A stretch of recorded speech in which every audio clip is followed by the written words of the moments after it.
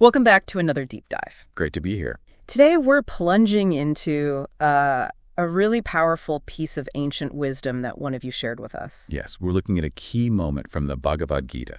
Specifically focusing on its main warrior figure, Arjuna, right at a point of intense crisis. Absolutely.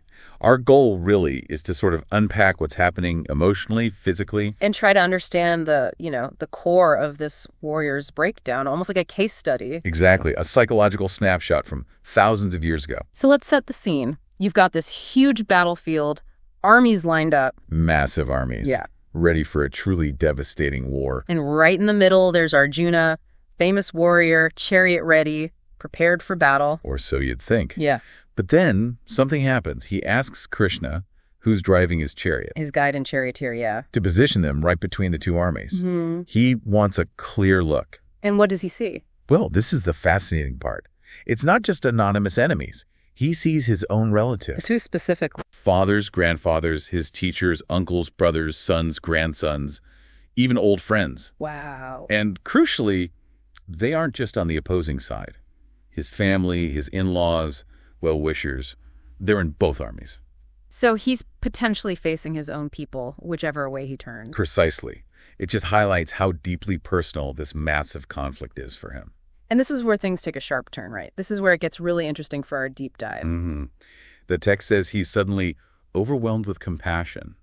Maybe pity is a better word. And filled with sorrow. He actually speaks to Krishna then. Yes, expressing this profound despair, the idea of fighting his own kin, his mentors. It just hits him. You'd almost expect a warrior like him to be more stoic, to compartmentalize. Maybe. But what this shows, I think, is something quite profound about that internal conflict. It's not just surface-level sadness. No, it sounds much deeper. It's a debilitating grief, almost a moral paralysis. He's facing this unbearable choice. Fighting people he loves and respects. Exactly.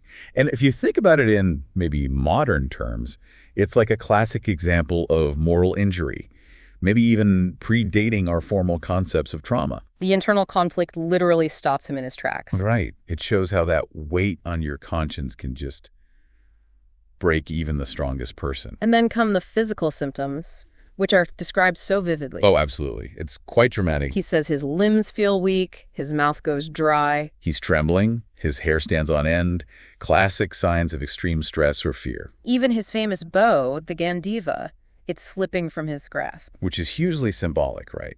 His primary tool, his strength, failing him. Yeah.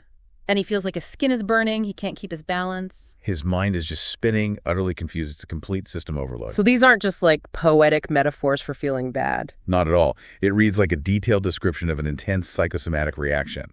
The body physically manifesting the mind's extreme distress. Like a panic attack almost, or extreme shock. Very much like that, yes. His moral agony is causing a physiological shutdown. We see this today, of course, how stress impacts the body. Sure.